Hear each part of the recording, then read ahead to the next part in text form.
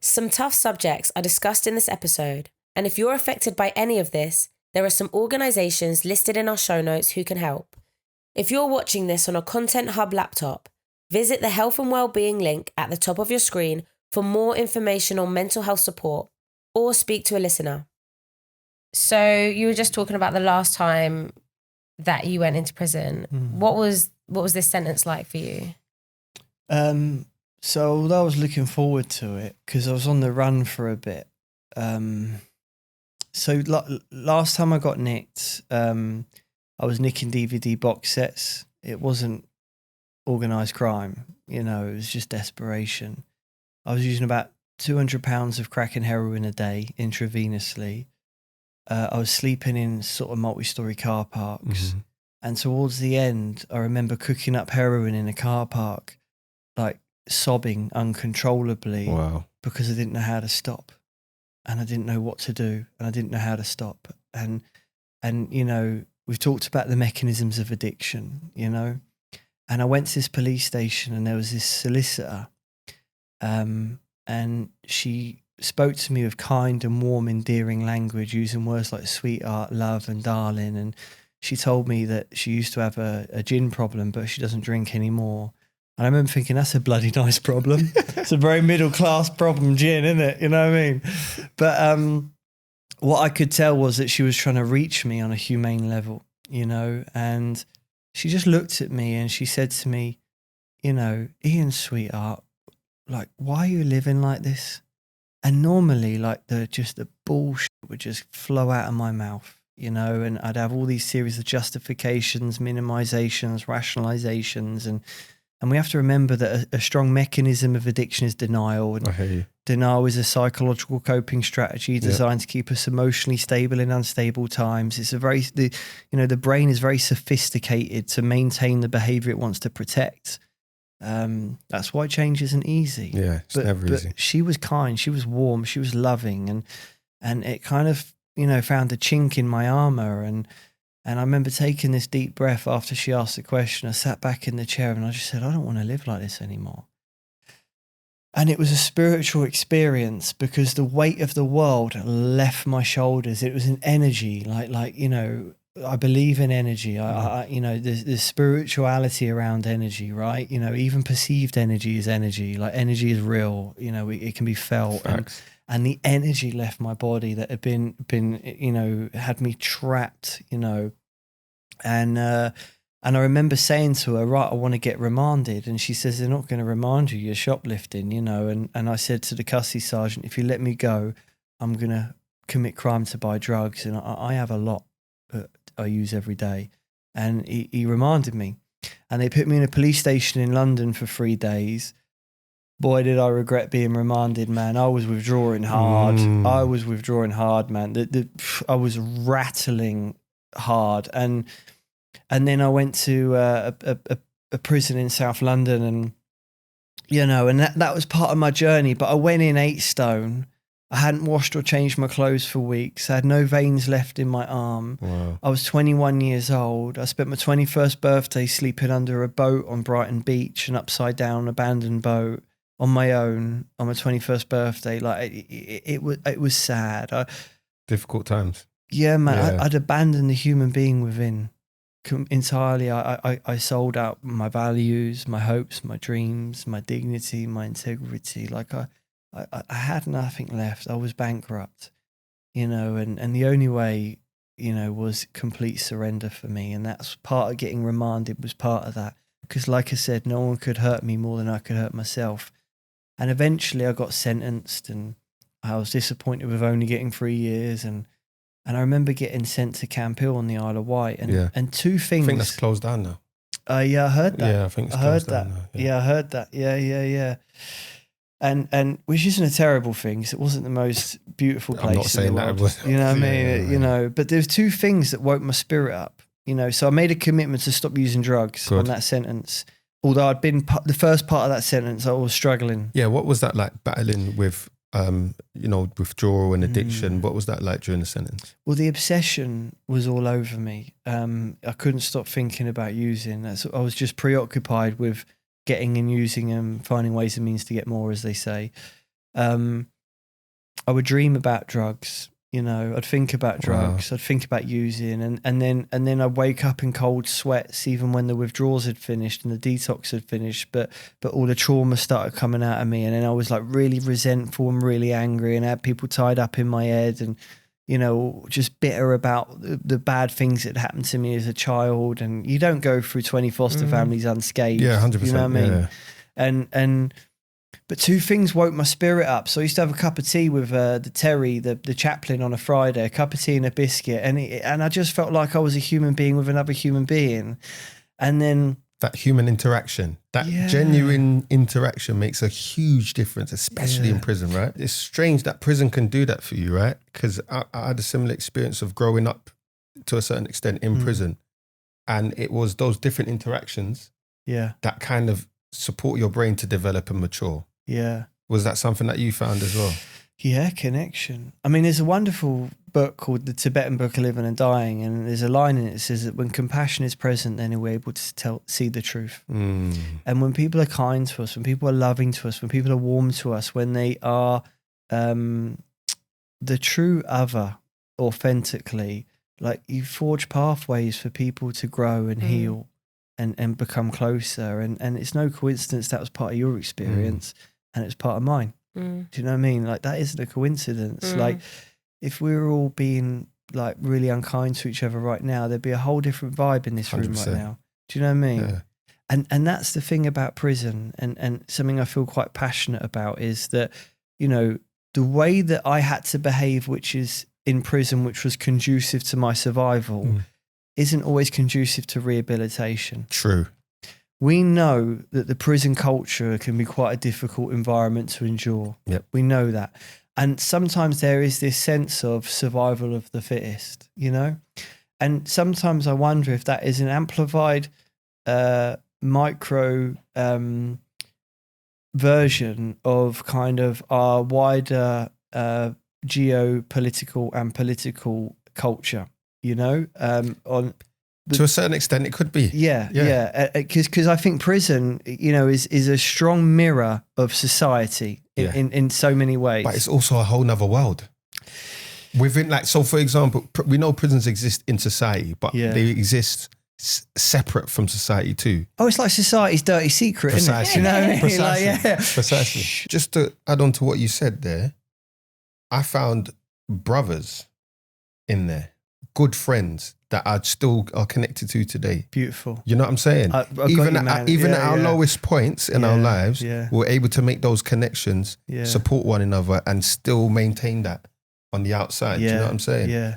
And I feel like what you just said there, because you're stripped of what we get distracted with out here, it allows you to really make that connection, because you can't really hide your true who you are in prison. You can't really hide it. Well, listen, if we were all wearing the same outfit, eating the same food, no phones, no social status, all them job titles we discussed, you know, like it's equality. Do you know what I mean? That is equality. We've all been restricted of the same opportunities and been given the same opportunities. Do you know what I mean? Like that's an egalitarian environment, which is quite ironic, and that's really got me. I'm going to ruminate on that later. Thank you. Yeah, we're going to. That's what I said. We're going to speak after anyway. So talk to us about release. What was it like coming out of prison for you? Can I talk about the other thing that woke my humanity up before this? Yeah. So it was the cup of tea with the vicar on a Friday. Right. Yeah. And the other thing, it was ducks of all things. So in the prison grounds, they had ducks. And you know, bearing in mind, to set the scene, I'm about 100 days clean. I haven't used drink or drugs in 100 days. Amazing. And there was gear on the wing, there was hooch on the wing. Do you know what I mean? Yeah. I was in a single cell. Like, you know, I was really feeling like the heaviness of what I was going through, like the you know, because I'd been running from everything for a long time, and now I'm sat with it in a cell, which isn't ideal, because trust me, man's needed an intervention and it wasn't coming, and I was suffering for it, you know. Anyway, I remember looking at my ground floor cell window and seeing these ducks, and in the summer they had ducklings. And I remember saving some of my bread from the savoury and then throwing it out the window, and the ducks would come and eat the bread. And I used to see the ducklings. I remember this little twang in my heart. I was like, oh, what's that? Like that, that was a foreign experience. And then it came with a thought, and the thought was, I hope those little ducklings are going to be okay because they look really vulnerable. And then I thought, oh, you might be a nice person. I wasn't ready for that. Wow. It's a possibility that there could be some goodness inside of me. You didn't think you were a nice person, or any good was in you? No, I thought I was horrendous. Wow. Like I didn't know So why. sad, isn't it? I couldn't stop hurting myself and the people around me. Yeah. I couldn't stop. No one could hurt me more than I could hurt myself. And I caused so much harm. There was victims. There were people I let down. You know, and I'm sorry for that. You know, I'm sorry. I wonder if them ducklings know what they did to you. They were part of my spiritual awakening. Yeah. So now I'm a very strong advocate and I support a lot of duck charities. Right. I'm joking. I'm actually following that. Yeah, Jules there, you know. Yeah, I was going to wear my T-shirt saying "Don't F with ducks," but I wanted to be more diplomatic. Oh my God, you're killing me. Okay. Wow. So was that the turning point for you then? The turning point was in the police station with a solicitor. That was the beginning of the end. And then as I move along, I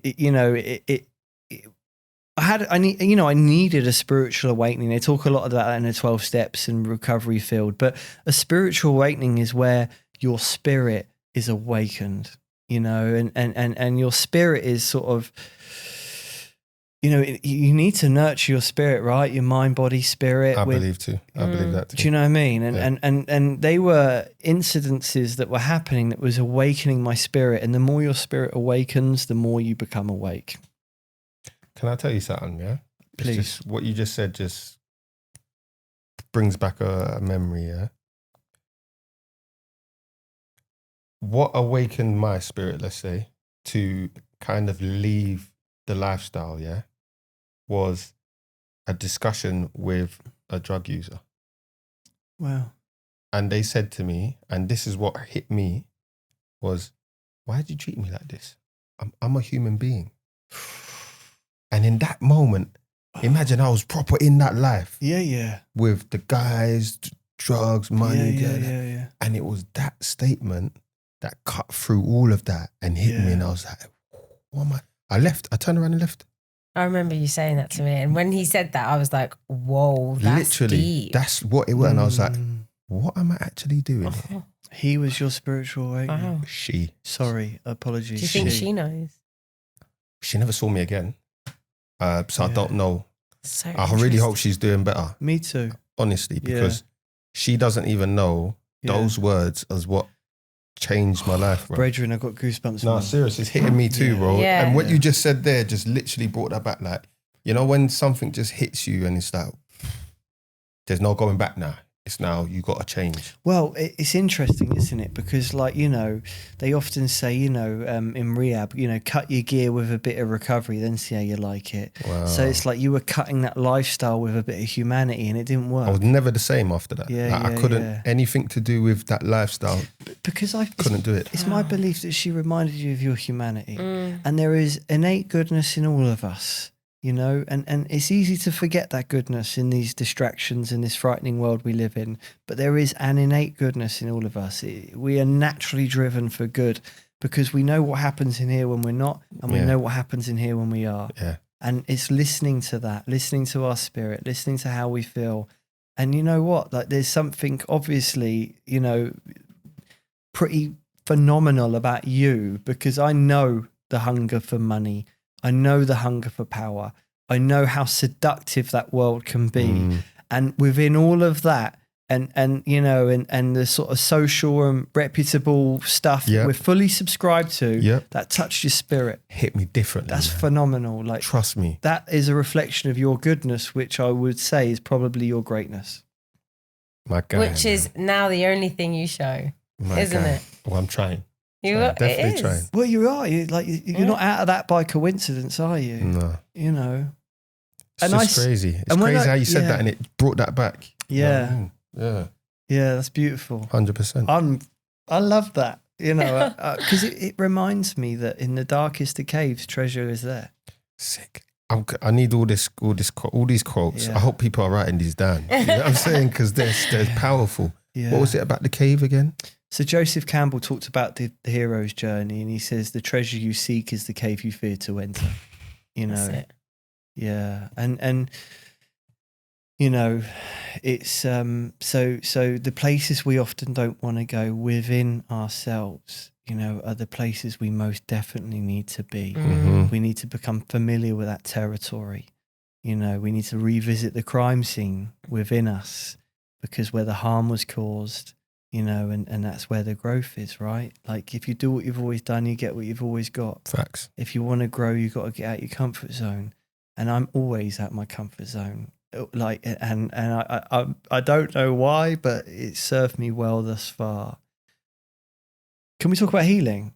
Yeah. We want to let's go talk. with it. We want to know what you've done, you know, since prison, how it was like for release, and I'm sure that that's part a of it, massive of part of it. So yeah, Yeah. please Okay. tell us about life after prison for you. So at 21, a week before my 22nd birthday, that's when I made a serious commitment to recovery and I stopped using. And by the time I come out of prison, I was over a year of abstinence-based recovery. I'd been part of a 12-step program and I got transferred, and I had a fairly positive experience. I left prison and went to a men's rehab. I needed to have an all-men's rehab, you know, and then I had another sort of 6 months of community rehabilitation.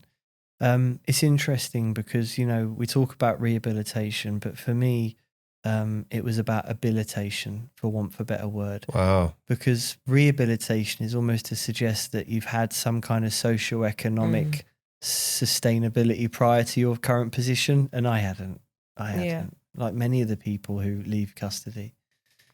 And I just, you know, and towards the end of that process of being in the men's rehab, I just went to an agency and I got a job and I started labouring on a building site. I rented a room in a shared house and I just started trying to learn how to live. And I was tripping up frequently, but getting up and dusting myself off and having another go. And I remember like significant moments, like going into the shop to buy a week's worth of food. So I got my lunches for my job and coming out with like some yogurts, some eggs, and like malt loaf, and like being in the shop feeling like really overwhelmed and frightened and just almost wanting to burst into tears, if I'm honest with you, feeling really unworthy and not good enough, and like I'm never going to be able to live, I'm never going to be able to do this, and lots of moments like that in the beginning, just feeling overwhelmed with fear and anxiety and confusion and not knowing what to do or where to turn and how to navigate like some of the most simplest things. And then I just persevere, you know, and then I'd get better work and I'd build a reputation for myself. And I think a catalyst of change was I wrote off to all the youth offending agencies, services, saying, can I come volunteer? And I want to come and work with young people, you know, and try and use some of my experiences. And I wasn't really getting any responses from anyone. And then I got Which is the typical response. You know what I mean? Yeah. Oh, thank God I shouldn't take it personally. Nah. And then I got in touch with the fostering agency that used to foster me when I was a kid. And then I got involved with them. And then I started getting involved in casual work, doing like participation stuff, working at foster carers, conferences, speaking. And then eventually they gave me a full-time job in the West Midlands. And that then turned into a national role. And then that had an international arm to it as well. Wow. And what are we talking international? Yeah. What do you mean? Where are we talking? So I worked for an NGO for a bit in a practice development role a bit later on. And so there's this movement called deinstitutionalization where we work with countries that are low to middle income countries and work towards an agenda of deinstitutionalization because a lot of their childcare is large institutional care, orphanages. So we kind of work with like other NGOs, governments and sort of pilot projects and sort of small on the ground charities to kind of help them build capacity through resources, knowledge and understanding, and kind of start to do things different on the ground in ways that are sustainable. For people that are watching and listening, can you tell us what an NGO is? Non-government organisation. Charity, basically. Yeah, in the international community, they call them NGOs. Here, our culture, we call them charities. Yeah. So in that experience of, because you touched on many things there, you know, rebuilding your life again, tripping up and still getting up and continuing. Yeah. And then, you know, volunteering and then that leading to a national role. In that whole space, like what was what are you going through in that journey? What was your motivation to keep picking yourself up? Like, Yeah, I just wanted to live better than I used to. And I was really frightened of how painful it got for me. Like, it was really painful towards the end. And I desperately didn't want to feel that pain again. I didn't want to feel that, just that loneliness. You know, like, it was just so lonely. You know, it was just really frightening. It was horrible. And I just didn't want to go back there. You know, and I was frightened that, you know, I was going to waste my life, you know, and yeah, and change was hard. Like, it's not easy, No. you know what I mean? It's like, it's baby footsteps, you know. I mean, I relapsed after 4 years, you know, and kind of like got involved in, you know, the black market again, doing things that I shouldn't be doing. And that kind of led me to a relapse because I was dealing with poverty and lack of opportunity because of my criminal record. Do you know what I mean? And it's only, I got the break of working for the fostering agency, but I wasn't getting anywhere in life with my rap sheet and my lack of experience and no qualifications. Been there. I couldn't rock up to a job interview and say, well, listen, I did read a book in HMP Portland, if that counts. Do you know what I mean? No one cares about them kind of things, you know? And just needed that opportunity. I needed that opportunity, man. That's all I needed, was that opportunity and a dose of self-belief, you know, like a part of me that just knew that there was something on offer for someone like me. And that was also part of the issue. You know, at points in my life, I didn't know there was another way to live. And if there was, it wasn't possible for someone like me. Wow.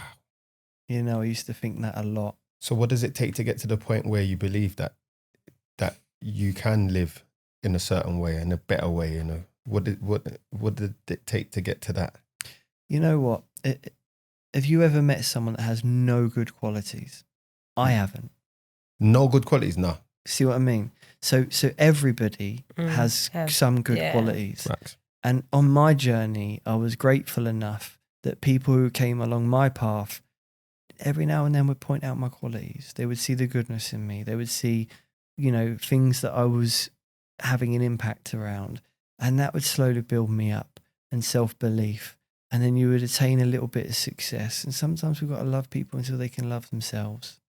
You know, we've got to believe in people until they can believe in themselves. We've got to hold people until they can hold themselves. We've got to hold their hand until they can hold their own hand. And I had some very, very significant people in my journey that just saw something in me and just helped nurture it and contribute to my development along the way. After I relapsed, I kind of got back into recovery quite quick. I did 7 days of using flat out, and I rang my mate at 3 a.m. and I told him that I was in trouble, and he come and got me, and he took me to a recovery support group the next day. And halfway through the meeting, I fell off the chair because the heroin was strong. And he walked across the room and he picked me up and he put me back on the chair and he rubbed my back and he says, Ian, you ain't got to be frightened, and together we're going to get through this. About 3 days later, I'd been going to meetings every day, just trying to like get a bit of hope in my heart again and a bit of belief, you know, because it was a frightening experience. And I knew that I had to change again on a more deeper level. And he rang me, and I was in a car, in the passenger in the car on the way back from a recovery support group. And this same guy rang me who'd helped me in the first meeting. And he said to me, listen, Ian, I just want to know if you're okay. And I said, I can just feel the hope creeping back into my heart. And he said, good, because I love you and I don't want anything bad to happen to you. And I said, you're going to make me cry. And he said, cry. And I just burst into tears. And in that moment, there was a song on the radio, right? Get this. Look at the timing. Go on. Right? there was a song on the radio by the Red Hot Chili Peppers, and the song is called Don't Forget Me. And there was a line in the song as he said that, and the line in the song was, "There is a love that knows the way." And and that is like the weapon of our choice is love, because no defense is needed. The antidote is love. It's our humanity. It's our connection. We need to be relational over positional. That's where the healing is. That's where we're all going wrong in this mad world. And he knew that. And he knew he had to touch me, and that's what he did.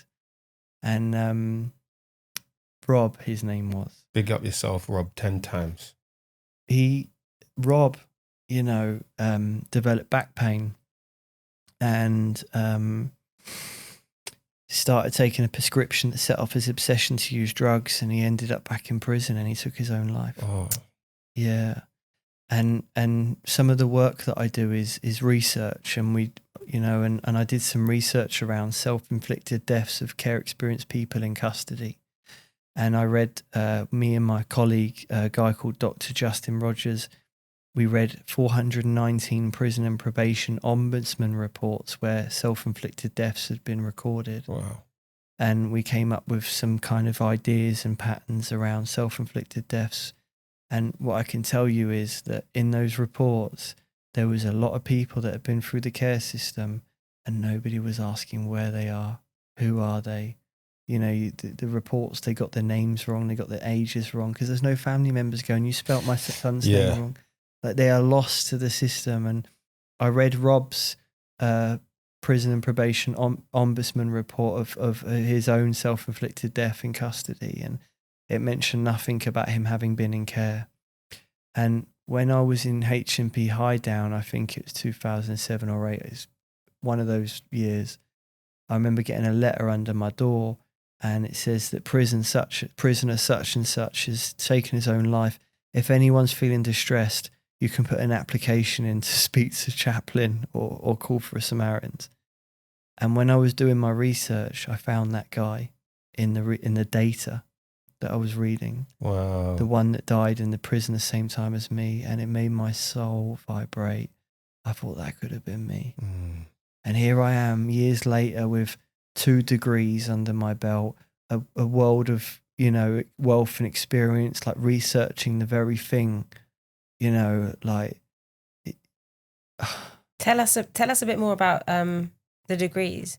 And so my first degree was a social work. So I'm a social worker. One of the good ones. I know the stigma that comes with social work. There are good ones. There are good ones. We exist. Yeah. And the truth is, that the infrastructure to support good social work practice isn't there, and that's what makes the job so difficult. But yeah, my first degree was social work, and and I left school with no GCSEs, no A levels. I had a level 3 in peer mentoring, sitting guilds, level 1 and 2 in maths and English, and my level 2 maths I got through multiple choice answers, and I guessed it because I knew none of it, and I aced it. So I got through having a right touch, and maybe instinctively you knew. Yeah, and then in my other line of work, I do a lot of numbers, and I'm always having to work shit out. Do you know what I mean? But you find a way. I mean, I could tell you there's 1,000 grams in a kilo or 36 ounces, but I couldn't do algebra or times table. But that's still that. But that's still transferable. Exactly. Yeah. We do what we need to do to get by, right? It's relevance, and so, and the first year of my social work degree was so painful. Like these self-debilitating beliefs that I'm not good enough, that I shouldn't be there. I felt like a fraud, powerful imposter syndrome, and then like taming my ego. God, man, my ego constantly wanted to come out class clown, Mr. Clever, all of that stuff, to cover up that real low self-esteem I was contending with. And I'd be sat in class with this sort of like parallel dialogue in my head going, you don't belong here. You're not like them. This isn't possible for someone like you. And then I kind of worked out the formula, this isn't about whether you're clever or not. This is about how you apply yourself. Yeah. You know what I mean? And then I worked out the formula, and I got behind it. I asked for help where I needed help. I helped others where I could. I became part of the community of the university and allowed myself to try and belong somewhere, which is still an ongoing thing for me. Join the club. You know what I mean? And I come out of a first class honours. Like, It's amazing. A first class. Yeah, Love man. that. Yeah. Learned to read in Portland. Yeah. Who says crime don't pay? Only if we make it, right? Only if we make it, we apply ourselves, right? Yeah. No, thank you so much for sharing that.